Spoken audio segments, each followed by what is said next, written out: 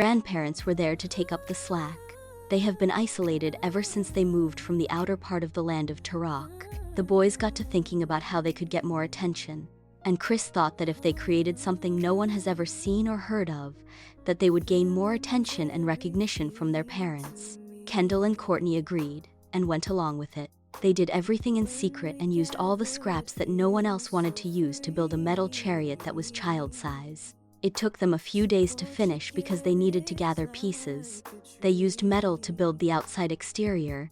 They use wood scraps from the town of Fire to build a wheel that connects to the metal brakes to stop the chariot without using a horse to pull it, and added 4 wheels to the outside, along with rubber and attached used cups from the town of Cups, for seating on the inside the chariot with a strap made of cloth to keep them seated in the cups safely.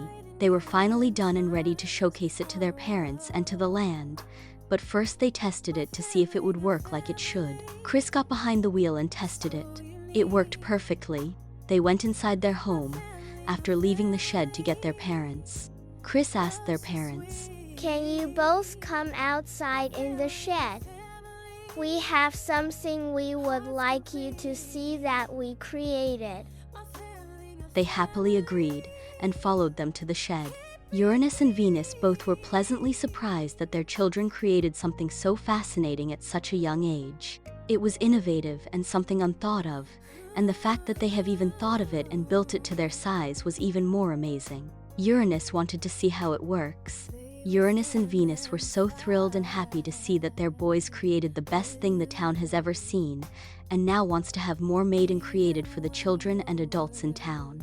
Uranus and Venus both hugged their children and told them that they were extremely proud of their work, and would like for the entire town to know they created the next best thing. Uranus asked, "You guys mind helping to create more chariots like the one you created?" And of course, they all agreed.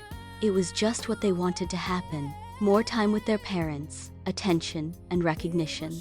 Kendall said to his brothers, "I wish our grandparents were here to see what we have done. They would be so proud, especially Granny."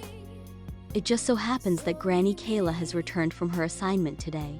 They all wanted to go show her, and they asked their parents could they go show her what they created. Uranus replied, "She's on her way over now. You can show her when she arrives. She will stop by Ares's and Sag's home first, and then she will be right over." They all cheered. Lady Kayla finally arrived and she hugged each and every one of them, and the boys couldn't wait to show what they created to Granny Kayla. She cried with joy when she saw what they built. She hugged them tightly and said, "I'm very proud of your work, and now you all can work with your dad side by side to recreate the chariot in larger numbers for adults and children. With your gifts." It blew her mind that both sets of triplets, girls and boys, have learned so much in their absence and at such an advanced level for their age.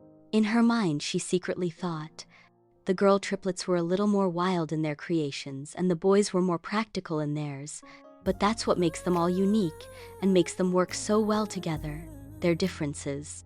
Ares loved what the boys built and allowed it to be used and created for everyday use instead of what's being used currently, and showed recognition to his nephews for a job well done. The boys were very happy and also got what they wanted, and now comes more work, but they are fine with it as long as they share that time with their parents.